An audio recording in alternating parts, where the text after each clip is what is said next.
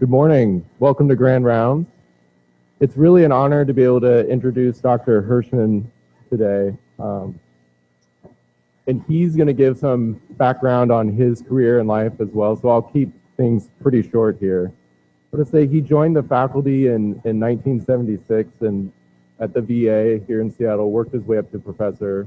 And I'll just say from personal experience working with Dr. Hirschmann, he's a beloved attending on the wards and in clinic and at morning report.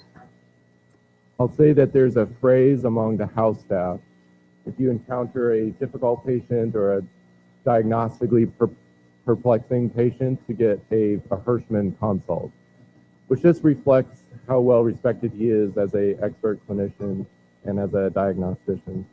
So I'll leave things there and invite Dr. Hirschmann to come up and give some reflections about his career in the profession of medicine.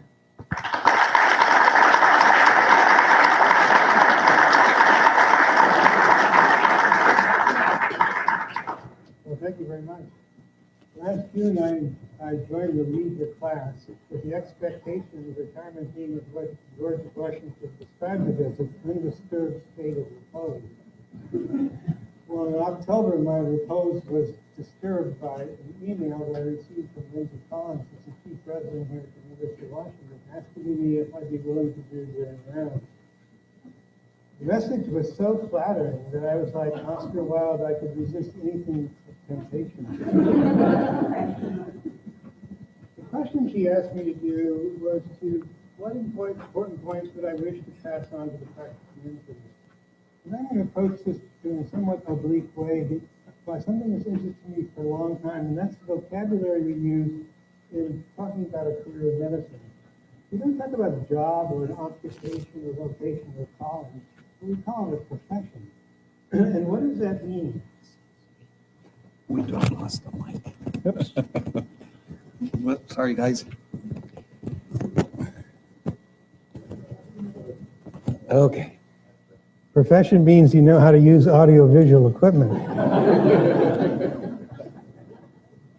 So if you look at the great monument of unaging intellect called the Oxford English Dictionary, it defines profession as a vocation, a career, especially one that involves prolonged training and a formal qualification.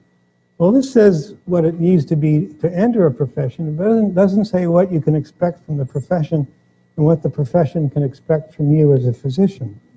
So I decided to approach this the way that T. Duckett Jones approached the question about how do you diagnose acute rheumatic fever. And he suggested you do so by having criteria, and fulfilling those criteria leads to a diagnosis of acute rheumatic fever. And so I have several criteria that I've devised to define what I think are the characteristics of profession of medicine. The first criterion is something called lucubration. Now that may be a word you're unfamiliar with, and it may therefore sound lascivious and alluring. But in fact, it means study by light. And in the Oxford English Dictionary, it describes it as nocturnal study or meditation or study in general. Now I've chosen this sesquipedalian word. Sesquipedalian is a long word meaning a long word, because I wanted to emphasize the nocturnal aspect of it. That is, this is the kind of study you do not when you're at work, but when you're in your leisure hours. And why is that necessary that we have lucubration in profession of medicine? Well, during my career in medicine, all these things were introduced. They were not available to me when I began medical school in 1966. Hormone assays like serum TSH, cortisol, FSH, and those other blood tests that make endocrinologists swoon were not available when I entered medicine, and neither was pulse oximetry or just as a few medications, beta blockers, calcium channel blockers, ACE inhibitors, ARBs, which are all used now for the treatment of hypertension. I had to learn about all these things and many other things that had come into medicine during my career. And in addition, I had to learn some things outside of the field of internal medicine.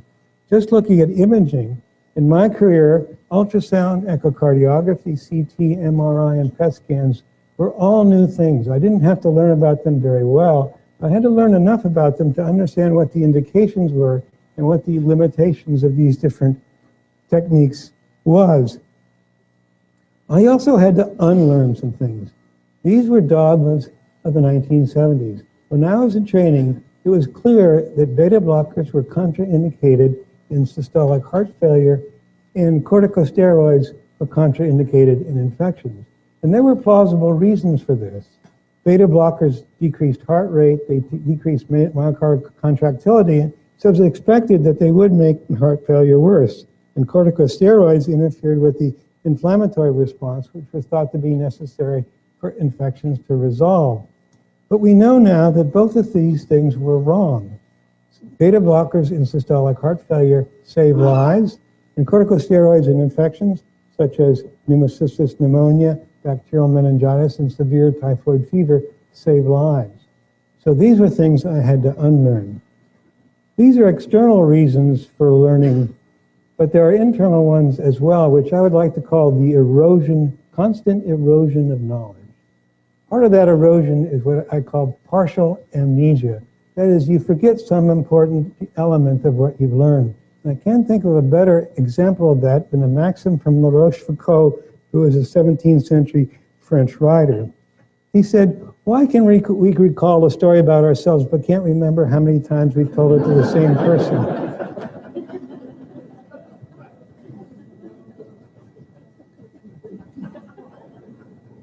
In addition, there's another form of erosion of knowledge that's nicely demonstrated in Ulysses by James Joyce. The major character in Ulysses is Leopold Bloom, and he's trying to teach his wife Molly some information. And her response is she comprehended with surprise, forgot with ease, repeated with error.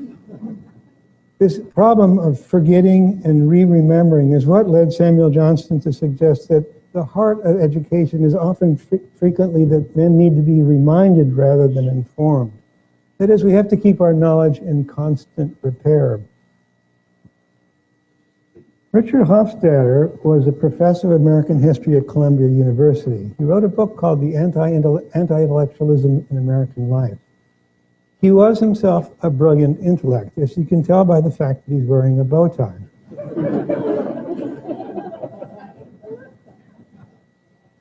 He tried to define what he meant by intellectualism, and he made the comment that the professional lives off ideas rather than for them.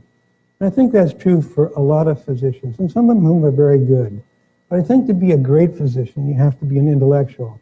And I don't mean by that you have to know a lot outside the field of medicine, but you have to have a certain attitude. And that attitude, I think, is best expressed by Samuel Johnson as a need to fill the hunger of ignorance and quench the thirst of curiosity. Now, I'm going to speak a bit about Samuel Johnson because I'm going to mention him more in this lecture. And in fact, my whole lecture, to some extent, surrounds him as the major figure. Samuel Johnson was born in 1709 in Lichfield, England. He had scrofula as an infant, that is, he had tuberculosis of lymph nodes, which led him to have chronic draining skin and lymph nodes for a long period of time, which when they finally closed over, left him with disfiguring scars on his neck and face. And because of this, or perhaps for other reasons, he developed decreased vision and hearing. He suffered from Tourette's syndrome, it seems, because he had these unusual vocalizations and movements. It was obsessive compulsive. He lived in poverty for much of his life, and he had long bouts of melancholy that left him virtually unable to perform. And yet he had tremendous achievements and was considered the major literary figure of his day. It's called the Age of Johnson in English literary history. He wrote poetry, some of which is very good, drama, which isn't, fiction, essays, biographies, literary criticism, and his conversation, as documented by James Joyce, is the most brilliant ever recorded. He was also the editor of an edition of Shakespeare, which is still cited by contemporary scholars. But his major achievement was writing by himself a dictionary of the English language, the first really good dictionary of the English language, which contains over 40,000 definitions, all of which he wrote himself, and over 100,000 quotations, which he gathered from his own vast erudition to demonstrate how these words were used. And one of his definitions, I think, summarizes as succinctly as possible what I mean by an intellectualism that I think somebody in medical profession should have. He defined curious as addicted to inquiry. I think that's as good a definition as I could come with for what I mean by intellectualism in medicine.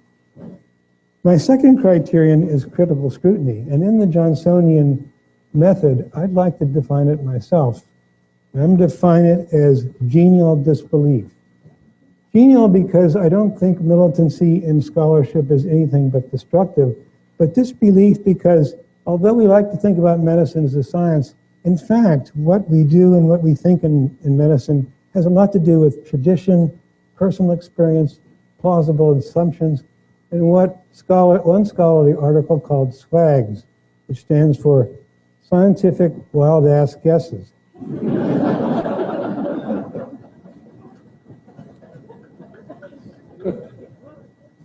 I want to give an example of the importance of critical scrutiny from a patient that I saw a few years ago at the VA. This is a woman in her 50s who'd had chronic myelogenous leukemia for several years. It seemed to be under good control. She was admitted to the hospital with a few days of fever and skin lesions that looked like this. This on one leg, this on her hand, and this on the other leg. Her hematological features seemed to be unchanged, but this biopsy showed leukemic cells, and the assumption was that she had leukemia cutis and probably had to be treated with more chemotherapy. To me, who was consulted as an ID specialist, it didn't make sense. I thought she had Sweet's syndrome, which is a disorder in which white cells accumulate in the dermis and is sometimes seen in hematologic malignancies. I couldn't find any cases in which leukemia cutis looked like this, nor could I find any in which there was fever. And yet there was a lot of opposition to my diagnosis. Finally, I was able to persuade the residents to put her on corticosteroids, which is the treatment for Sweet's syndrome. She came back to the dermatology clinic in a few weeks and was much better. The mistake that these other people made was to think that the pathology information superseded the clinical information. And that gets me to an important point about what's the difference between subjective and objective. Some people think that the clinical observations are subjective, but things like pathology and radiology are objective.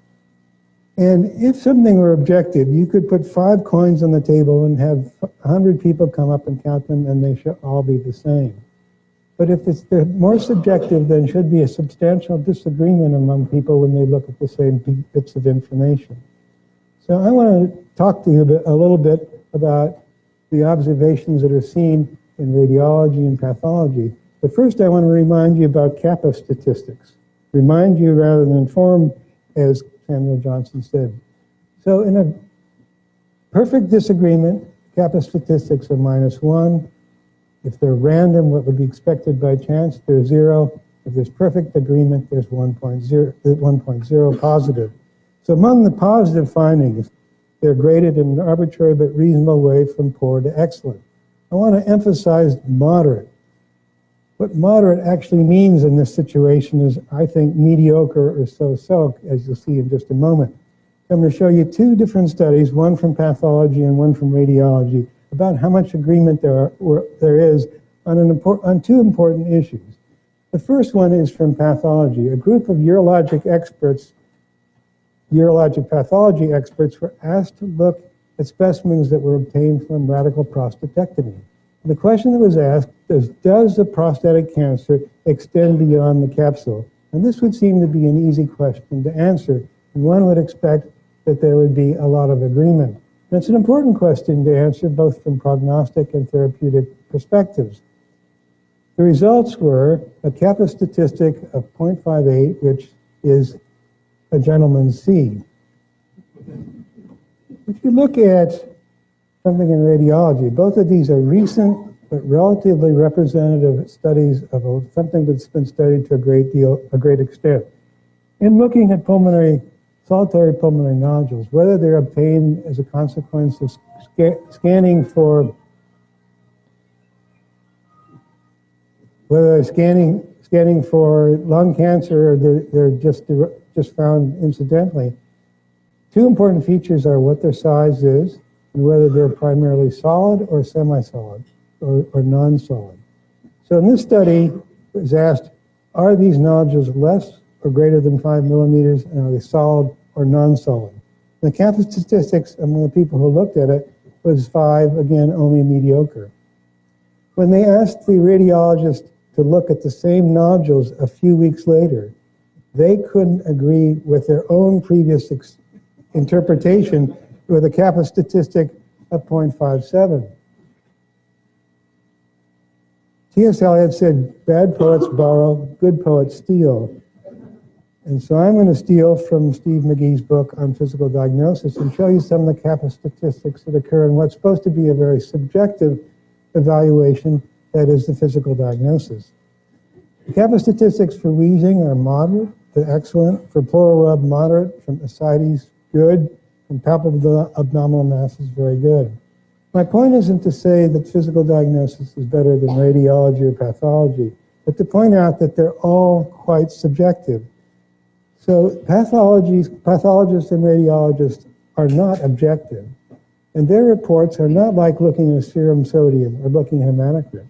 They're interpretations and inferences that need to be scrutinized carefully.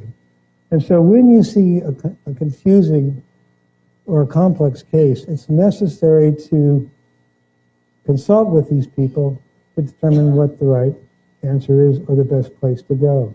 I spent a considerable portion of my training and also in my practice in the pathology lab and in the radiology suite going over cases, and it was very beneficial. I learned much, the pathologists and the radiologists learned some things, and oftentimes we changed our minds or just had a different point of view on where to proceed. Samuel Johnson wrote a short biography about Herman BOERHAAVE, who was a famous Dutch physician, now remembered primarily because he described esophageal rupture that occurs with vomiting. But Samuel Johnson made an observation about BOERHAAVE, which I think ought to be the motto of physicians.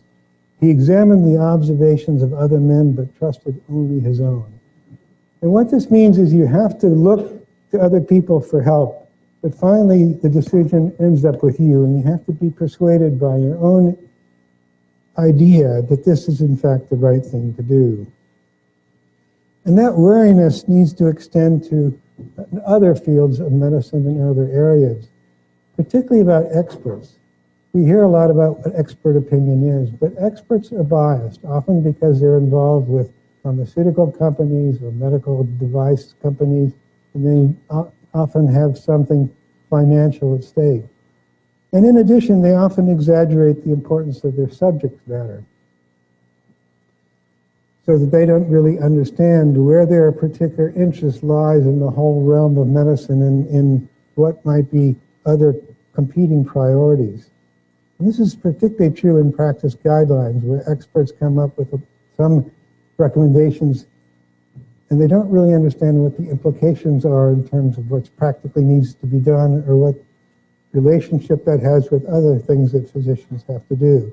And I can speak with some authority about this because I was the member of the IDSA, the Infectious Disease Society Guidelines Committee, twice. And one thing that I learned about it, that experts aren't always good. Some on the committee were very impressive, but for some I could say, as Henry James did, I was not dazzled by their intellectual luster. Some of them were lazy, some of them were unprepared, some of them were uncritical, some were rigid, and they were all dilatory in getting their work done. I was the only person who got my work done on time in the right format, and that turned out to be a big mistake, because by the time everybody else had gotten theirs done, so much had happened in the meantime that I had to revise mine.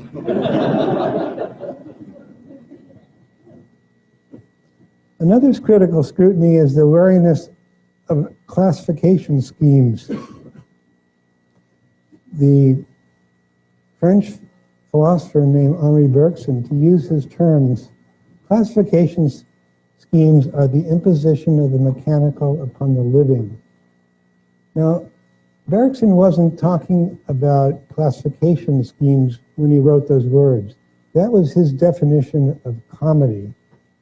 And if you look at the classification system of non-Hodgkin's lymphoma that I've had to deal with through my career, you'll see that there's something humorous about it. When I came into medicine, they were still talking about the Gall and Mallory system. Then there was a Rappaport system. In 1974, there were 3 more systems. There's one in 1982, there's one in 1994, there's 2 World Health Organizations, one in 2001, the other one in 2008. And the people who were members of the 2008 committee feel that they should come back again and redo it. The point isn't to belittle the people for trying to understand this very complex disease, but to emphasize that you can't be rigid about how you use these classification systems. I was reminded of an endocrinologist who came to me and said, you know, I've got a patient who looks like he's got type 1 diabetes, and yet he has some elements of type 2 diabetes. Maybe there ought to be a category called type 1.5. And in doing so, he's committing what I would call the Wordsworthian fallacy. That is, humans make distinctions and they believe they are nature's own. There's another fallacy that's important in critical scrutiny, and that's the idea that you can measure quality by quantity. That you can determine how good a physician is by looking at what the hemoglobin A1C of his patients is, or how long it takes him to see a patient and how many patients he can see in a short period of time. I would like to see the following motto on the desk of every administrator in every hospital, in every town, in all the world. And that is this: the hours of folly are measured by the clock, but of wisdom no clock can measure. My third criterion is teaching. No matter what we do in medicine, we have the responsibility for teaching whether we want to or not. As you probably know, the word teaching comes from Latin docere, to teach, and we have to teach in our career students, paramedical personnel, colleagues, patients and their family, and the general public.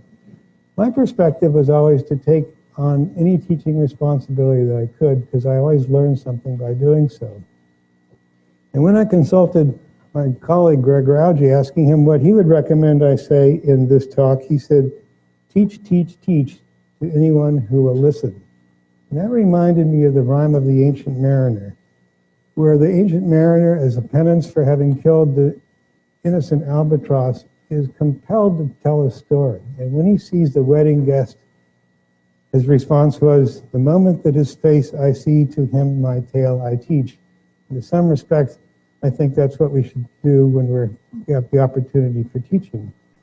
And the response, as Coleridge writes in the margins of that poem, is what I hope which happens to all of you when you teach. The wedding guest is spellbound. Now, if that doesn't happen, you can take the approach of Oscar Wilde. The play was a great success. The audience was a failure.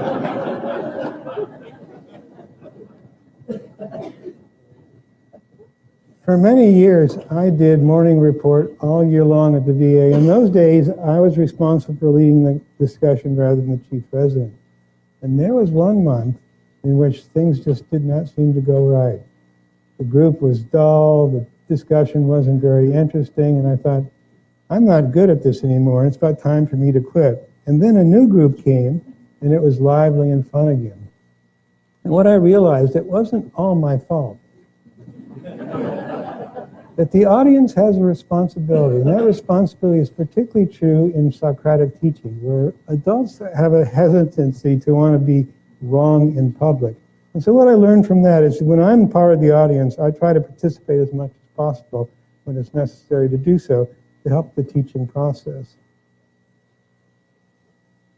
There are rewards of teaching. One is to share information with colleagues in the next generation, to become erudite in various topics, to explore new areas, to become renowned. Andy Warhol said, in the future, everyone will be world famous for 15 minutes. As a consequence of accepting a teaching responsibility, I was world famous for 15 minutes. The background was this. I used to go to Walla Walla to give a talk on infectious disease every few months because they didn't have an ID specialist at the time. I was asked to give a talk on Mozart. One of the doctors over there was a musician as well, loved Mozart, had read about his death, had found the explanations unconvincing, thought it was probably infection, and asked me if I'd be willing to talk about why Mozart died. Well, I didn't know anything about Mozart. So for the next 2 months, I lucubrated hardly.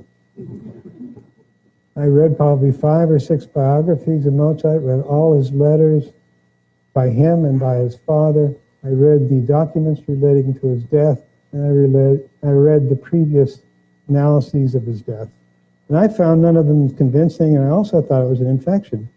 But I wasn't coming up with a diagnosis myself. It wasn't obvious. So I sat down and systematically went through all the infections that I could think of. And I stopped on an infection that I'd only seen once in my life, and that was trichinosis. I read some more about it, and it seemed like that was the likely diagnosis. The problem was time was running short, and I didn't have an opportunity to look at one critical piece of information, and that is, what did Mozart eat? If he was a vegetarian, then the diagnosis of trichinosis was untenable, since it comes as a consequence of eating unprepared meat, inadequately cooked meat. So when I got over to Walla Walla, it was about an hour early, and the person who asked me to give the talk gave me a book. It was a book about the medical histories of Beethoven, Haydn, and Mozart. So I looked through the part on Mozart, and it had a theory about his death that I found unconvincing. But it had a letter in it that Mozart wrote just a few weeks before his death. And it said, "I'm being interrupted by a servant who's bringing in my meal. And what do I smell? Pork chops." And it turns out that the incubation period of trichinosis was such that those may have been the smoking gun or the not-so-smoking pork chops. So nobody had ever suggested this diagnosis before, so I wrote it up, and it was accepted by the Archives of Internal Medicine. Well, when some of these articles are published, the information is given to journalists in advance if they're interested in doing a study about, doing an article about it. And I was called a few days before the publication date by somebody from the Associated Press, and she interviewed me about this article and told me that it's going out in the wire on Sunday, and I had no idea what that meant. But what it meant was that this particular article was published through newspapers throughout the world. It got the attention of other media. So for the next 4 or 5 days, I was giving talks to the BBC, giving interviews with NPR, local radio and television stations, and other newspapers throughout the world. But I reached what I think was the 2 pinnacles of American culture. One of my colleagues at the VA, who's a pulmonary technologist, was going out of the store, and she noticed this part of the article about Mary Osmond fights to save Donnie's marriage.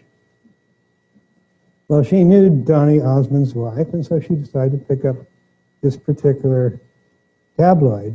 And in it was an article about my theory about Mozart's death.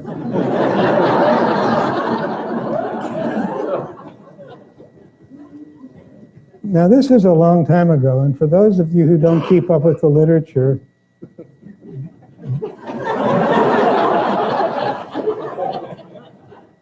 Brad and Jen have split.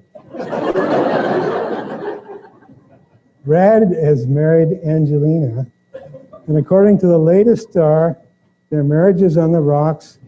Brad may be having an affair with the French actress, and Jen is happily married to Justin.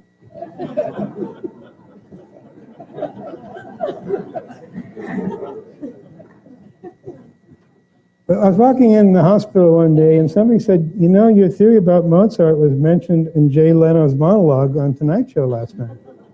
And I hadn't listened to it, so I asked my secretary to find out what he said. So she called up the NBC studios in New York, and they sent out the monologue. And what he said was, "Well, they just figured out why Mozart died. Do you think it takes a long time for you to get your lab results back?"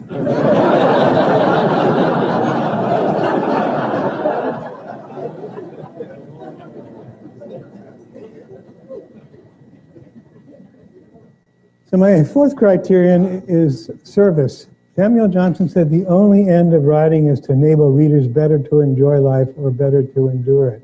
I think that is our goal in medicine as well, to make patients better to enjoy life or better to endure it. And I think at the heart of that is just a respect for the patient, showing sympathy, attentiveness, which means looking at the patient rather than the computer screen. Listening as much as you can without interruption, and making yourself easily available to the patient. When I was in practice, I gave out cards to all my patients that had my telephone number directly to me so they wouldn't have to go through the operator, through a secretary, or through a nurse, and they could get a hold of me. I must have passed out 1,000 cards during my career, and I never had any problem with that. I told them I would call them back if I wasn't in the office as soon as I got back. And I think patients really appreciated that. The other thing that I learned was the importance of an unprejudiced approach. I'd read in the chart or heard from other people that a patient was difficult or unhappy, and sometimes that was true, but usually the encounter turned out to be productive. I'm not saying it was always productive. Sometimes there are issues of patient incompatibility, patients unhappy and angry, sick, or sometimes it's just hard to understand why things don't go well. That reminds me of a story that I heard when Bill Clinton was here in town after being president. He gave a lecture and someone for the audience said, "Why do you think some people hate you so much?" And he said, "Well, that reminds me of a story. This guy was walking on a path close to the edge of a cliff, and suddenly the cliff gave way. And it looked like he was going to hurtle to his death, but he managed to grab onto the branch of a tree. It looked like he was saved. And then he saw that the branch was beginning to bend and that the branch was beginning to break. And he says, 'Lord, why are you doing this to me? I'm a good person. I followed your commandments. I've been devout.' Then he hears a voice saying, 'Son, there's something about you I just don't like.'"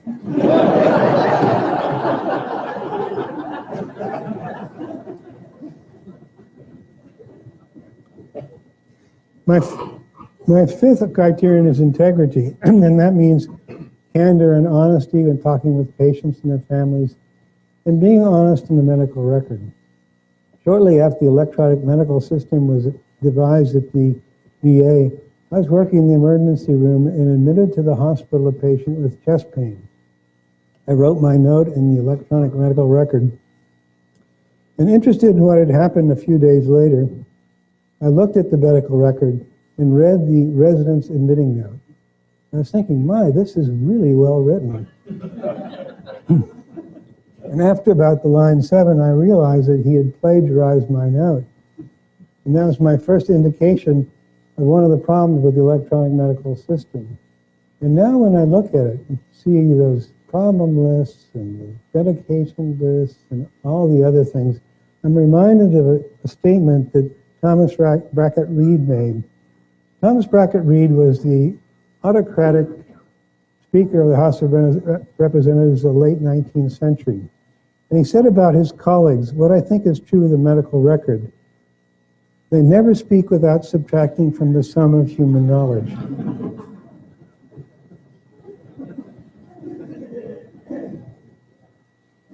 I've looked at medical records that every hospital day includes a complete physical examination and including an extensive neurologic evaluation, and nobody ever does that.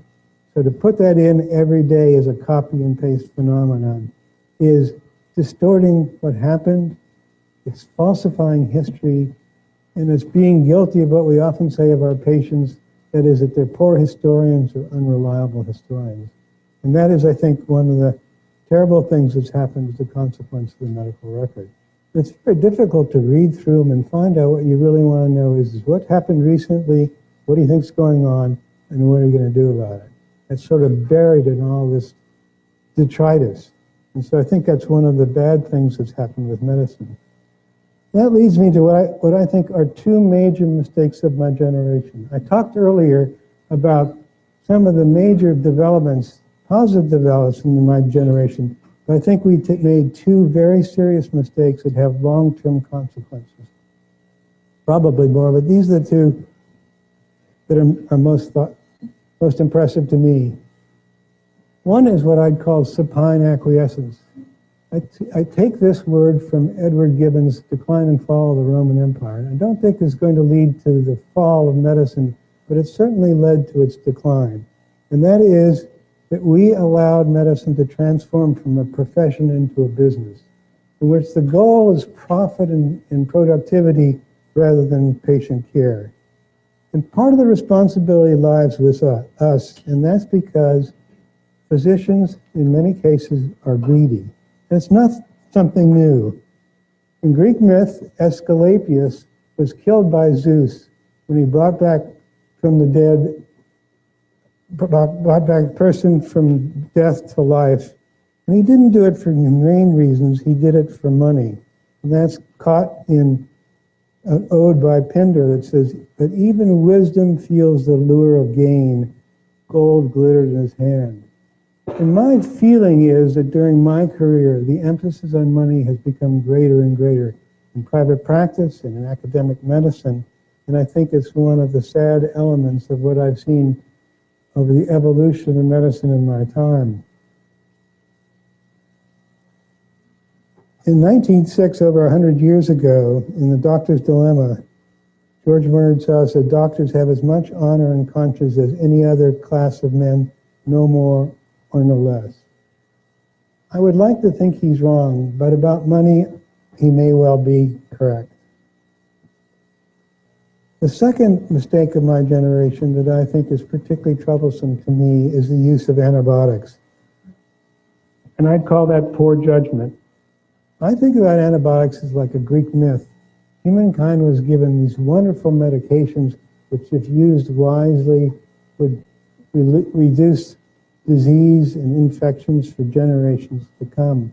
If used unwisely, they become ineffective. And that's what's happened. We've squandered this opportunity. If you look at something like the gonococcus, there are very, very few agents left to treat that particular organism. Part of the problem was that we just didn't have much information to go on. It's hard to believe now, but when I entered medicine, the emphasis was on basic research. And it was felt one couldn't even get into academic medicine without having some basic research career. As a consequence, the National Institutes of Health were not putting their money into practical clinical questions like, are antibiotics good for acute bronchitis? They're putting in their money into things like, what's the pathophysiology of Chidiac-Kagashi disease? So we didn't have much information about what to guide us about antibiotic use, but we have it now. And 80% of antibiotic use is in the outpatient medicine. I think what I would say to you, as a generation of internists, is to use antibiotics much more wisely than we did. I don't think they're justified in any case for acute bronchitis, acute asthma attacks, or asymptomatic bacteria, with the possible exception of during pregnancy, which is even now being questioned as being appropriate. I think we also ought to avoid them where there are marginal or only slight advantages. Acute pharyngitis. If you treat patients with acute streptococcal pharyngitis with antibiotics, you reduce their symptoms by 12 hours. Well, it doesn't seem to me that's a worthwhile consideration. The other reasons for treating streptococcal pharyngitis, such as acute rheumatic fever, acute glomerulonephritis, and suppurative complications, are so rare now that those aren't valid indications. Acute sinusitis shouldn't be treated unless it's quite severe or protracted. I think antibiotics are not warranted in COPD exacerbations, either for treatment or for prevention, and I don't think they ought to be used in cutaneous abscesses. There's another area of acknowledging error which I think is important as well. And William Osler said, errors in judgments must occur in the practice of an art which consists largely in balancing probabilities. Unfortunately, when we make mistakes, sometimes they're lethal. And I know that in my career I've made several mistakes in which patients have died. One of them was a failure of diagnosis in which I didn't recognize the patient had acute aortic stenosis and attributed his symptoms to a concurrent pulmonary process. I misinterpreted a serious arrhythmia and the patient died. I mismanaged a pulmonary nodule by not making sure the patient had the appropriate follow-up, and the patient died as a consequence of that. I remember my feelings even decades later, and that was like what James Boswell characterized Samuel Johnston's depression as gloomy wretchedness. And there wasn't anything to do about that. But I had another feeling, and that was good doctors don't make these kinds of mistakes. I know quality assurance now is putting its emphasis on systemic problems, but there ought to be some kind of forum in which people can talk about their mistakes. I think it's especially important for people who are respected to tell the kind of mistakes that they've made as well, to make people understand that they're not alone in this. I think the best example I know of that is a former colleague of mine was telling me a story about when he was a medical student and doing an autopsy where the professor, quite a renowned professor of pathology, came over to him and said, now look, be really careful when you work with the stomach, because if you tear the stomach, it's going to spill its contents and it's going to make a mess. Well, sure enough, he tore the stomach, and the professor came over and he stuck his finger out to the student and said, do you know what the difference between you and me is? And my friend was dumbstruck, humiliated, and all he could do was shake his head. The difference between you and me is that I've made more mistakes than you have. And then he walked away. I thought that was a wonderful demonstration of taking away some of the bitterness and guilt of having made an error. So the other thing, of course, is we need to try to learn from our mistakes, and the more mistakes we make in one sense, as long as they're not a bad habit, are very useful in our learning about medicine. And the third thing is we need to acknowledge and apologize. We need to apologize to the family or the patient if we've made a mistake. Now, some people think, well, if we apologize, this might end up being a problem when it comes to a malpractice suit. And the answer is, in fact, in the state of Washington, that kind of thing is not admissible.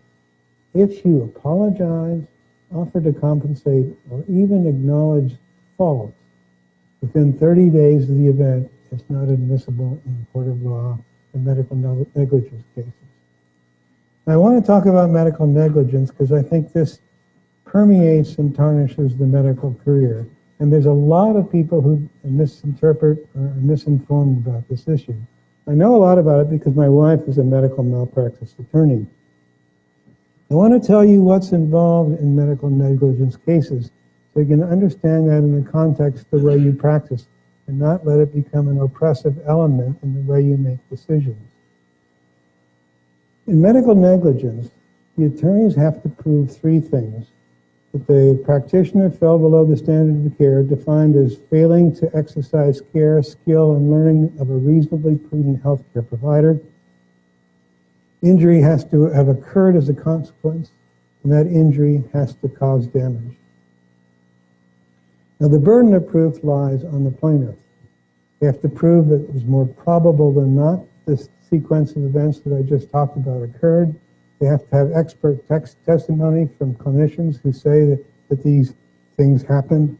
And they have to have a juror's verdict of 10 of 12 deciding in favor of the plaintiff. We think that the idea is that there are a lot of frivolous medical malpractice cases going around. And that's not true because of the way in which attorneys are paid in these cases. They're not paid by the hours they put in. It's a contingency process. Attorney fees are usually between a third and 40% of the settlement. If they lose the case, they do not get paid. Furthermore, they have the expenses to think about. And if a case goes all the way to trial, it costs about $50,000 to $100,000, which the attorney has to pay out of their own funds in general. Those expenses are expert witness, depositions, travel, and other costs. Plaintiffs theoretically would pay this, but in practice that happens very rarely because most of the plaintiffs don't have those kind of resources. So an attorney has to be really stupid to be doing this very often. They'll go out of business. I want to show you what actually happens in medical malpractice cases as well so you get a sense of what really occurs. This was a series of studies that were done in 2008 by the American Medical Association. We looked at a large series of medical malpractice suits. 65%, or about 2/3, were dismissed, abandoned, or withdrawn. 25% were settled out of court with the average settlement of $200,000. 5% with non-financial resolution. 5% went to trial. And the defendants, that is the doctors, won 90% of the time. So the chances of yours being successfully sued are extremely low. The median amount of those settlements was $375,000. Now this may not be the best way to manage mistakes that we make, but this is the way the legal system works. Now the legal system is adversarial, but the medical system is not. And I think my sixth criterion is collegiality. I've talked already about the importance of consultation in medicine. And I think one of the elements of that consultation is to try to find out those people whose judgment is really good and those are the people you need to depend on. But in addition, I think there's an important component of collegiality which involves social interaction. In 1764, Samuel Johnson and Sir Joshua Reynolds devised a club which met regularly to talk and drink and eat. As members of that club, Adam Smith, the author of Wealth of Nations, Edward Gibbon, the author of Decline and Fall of the Roman Empire, James Boswell, the author of the great biography of Samuel Johnson, Edmund Burke, one of the great politicians and orators of his time, David Garrick, the greatest theatrical performer of his time. So I thought a few years ago, on the model of the club, we ought to have a club at the VA. So I invited a group of my friends to join with regular meetings or irregular meetings with the emphasis that Samuel Johnson said, a tavern chair is the throne of human felicity. So we went out to drink and eat in that order.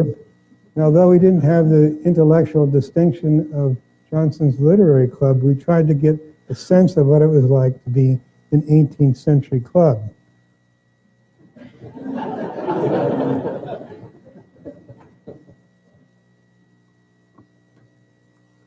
Well, this character here, I think, brings me to what is the final of my criterion, and that is joy. There's a real pleasure in medicine that I think is sometimes difficult to describe.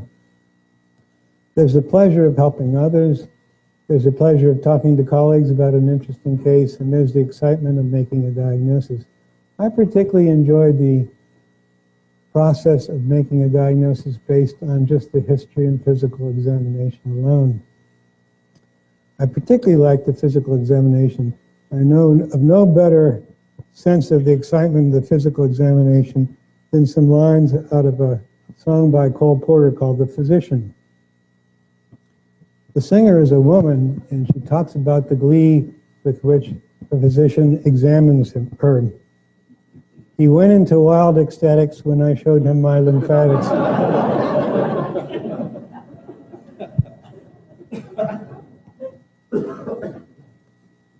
Nearly 40 years ago, I remember this case very distinctly, as I remember many cases from the past. This was a patient who came into the ER at the VA with unable to walk. He had markedly swollen thighs, which were ecchymotic. He had big effusions on his knee, and he had skin lesions like this. I'd never seen a case like this, but I'd read about it a few months before in a review article in the Seminars of Hematology. And I knew what question I had to ask him next. I said, so what do you eat? He lived alone, he was a night watchman, and every day he ate only 2 meals. For breakfast, he had oatmeal, and for dinner, he had a can of Chef Boyardee spaghetti and meatballs. So I knew he had scurvy, and I was so excited to make the diagnosis, and particularly excited to see what happened to him in the hospital, and how it was like one of the miracles of medicine. Within a few days, his ecchymoses had markedly reduced, the swelling was down, and he was able to walk. So these are my criteria of the medical profession. lucubration, critical scrutiny, teaching, service, integrity, collegiality, and joy. I've tried to organize these grand rounds around principle of Samuel Johnson's dictionary by giving these words, giving a definition, and then giving you some illustrative quotations. So I was trying to think about what would be a good quotation that would summarize what I think about the practice of medicine when it's at its very best. I thought about some famous lines, not by Johnson, but by William Wordsworth, talking about what it was like to be alive in France early in the French Revolution, when there's this great spirit of hope for the future, a sense of improvement in life, the end of tyranny. And I'm going to annotate this quotation, which will be the last of my talk, by saying that I think in this quotation, youth refers not to chronologic age, but rather the enthusiasm and an energy that one brings to a topic. And the quotation is, bliss was it in that dawn to be alive, to be young was very heaven. Thank you.